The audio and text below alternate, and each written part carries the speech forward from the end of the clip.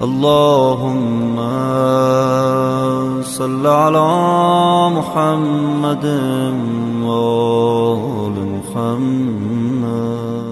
اعوذ باللہ من الشیطان الرجیم، بسم اللہ الرحمن الرحیم، اللہم صل علی محمد و آل محمد۔ میرے تمام سننے اور دیکھنے والے مومنین اور مومنات کو میری طرف سے، میرے چینل ناطق قرآن کی جانب سے السلام علیکم۔ آج جس نگینہ کے متعلق گفتگو کریں گے وہ فیروزہ ہے۔ فیروزہ کیوں پہنا جاتا ہے؟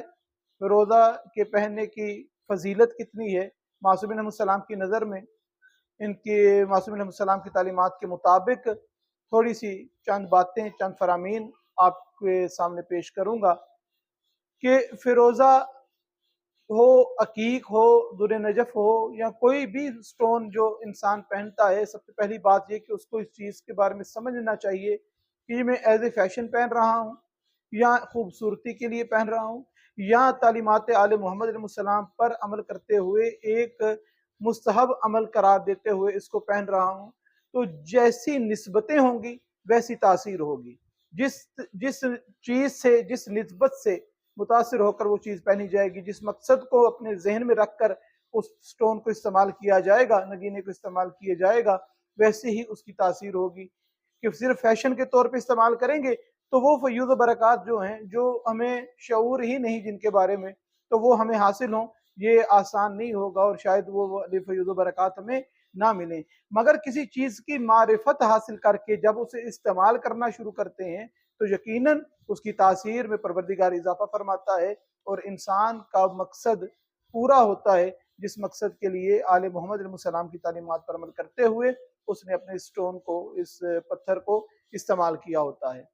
تو فیروزہ کے متعلق معصومین علیہ السلام کے روایات میں یہ ملتا ہے کہ جس ہاتھ میں فیروزہ ہوتا ہے، معصوم فرماتے ہیں وہ ہاتھ کبھی فقیر نہیں ہوتا، کبھی اس کو روپے پیسے کی تنگی نہیں آتی، وہ پروردگار اس کے رزق میں، اس کے مال میں برکت رکھتا ہے۔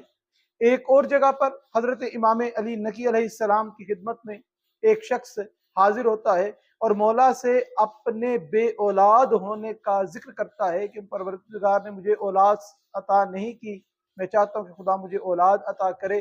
تو مولا امام علی نقی علیہ السلام ارشاد فرماتے ہیں کہ تجھے چاہیے کہ اپنے ہاتھ میں انگوٹھی رکھ کے جس کا نگینہ فیروزے کا ہو، اور اس کے اوپر اس آیت کو تحریر کروا کے پہن۔ کون سی آیت؟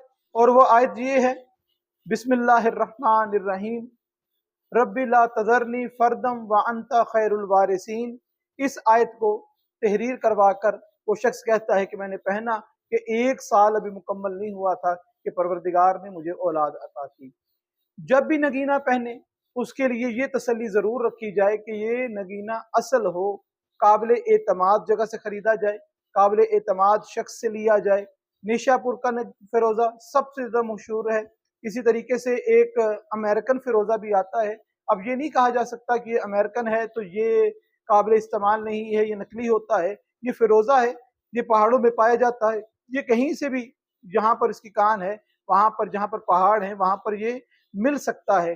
اب ہمیں یہ چاہیے کہ تھوڑا سا اگر مہنگا بھی ملتا ہے تو چیز جو اصل ہے، اگر ہم اس کی تاثیر چاہتے ہیں تو اس کی تاثیر حاصل کرنے کے لیے ہمیں اگر کچھ رقم خرچ کرنی پڑے تو وہ خرچ کرتے ہوئے، اصل چیز کا انتخاب کرتے ہوئے ہم اس چیز کو استعمال کریں۔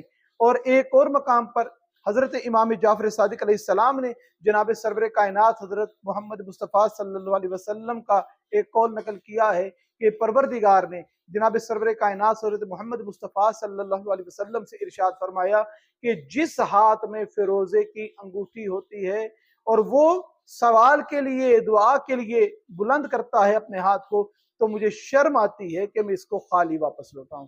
یعنی کہ اس شخص کی جس کے ہاتھ میں فیروزے کا نگینہ موجود ہوتا ہے، خدا اس کی ہر دعا کو قبول کرتا ہے۔